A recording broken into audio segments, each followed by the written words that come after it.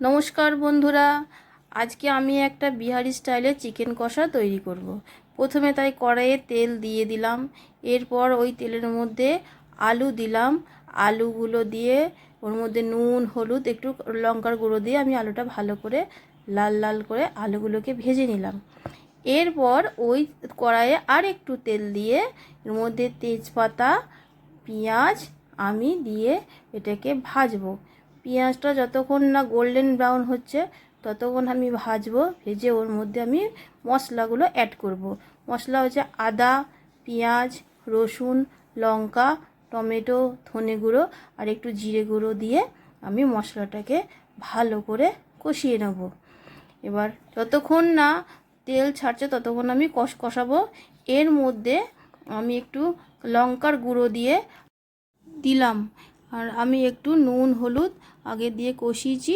এরপরে আমি একটু টক দইটা ভালো করে একটু ফাটিয়ে নিয়েছি এবং আমি গ্যাসটাকে একটু সিমে রেখেছি, নাহলে দইটা কেটে যাওয়ার ভয় আছে। এবার দইটা আমি দিলাম।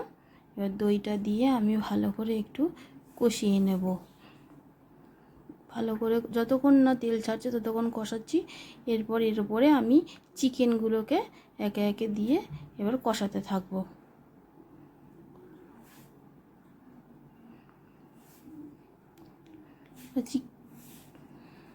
এবার চিকেনটাকে ভালো করে একটু কষিয়ে আমি অল্প বাটি ধোয়া জলটা দিয়ে এবার আমি একটু এটাকে কাঁচা লঙ্কা দিলাম, দিয়ে তারপরে আমি এটাকে একটু ঢাকা দিয়ে দেব।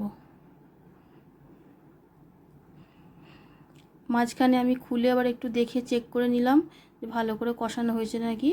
এরপর দেখলাম হ্যাঁ তেল ছেড়ে গেছে।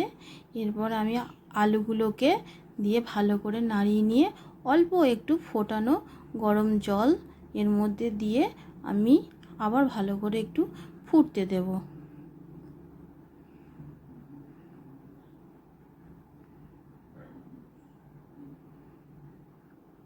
আমার জলের পরিমাণটা কম হয়ে গেছিলো বলে পরে আমি আর একটু জল দিয়ে দিয়েছি।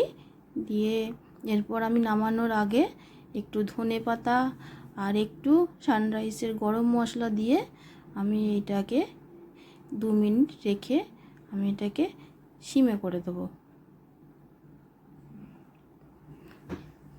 তো যাক, আমার আগে চিকেনটা পুরোপুরি রেডি হয়ে গেছে। হ্যাঁ, থ্যাংক ইউ ফর ওয়াচিং।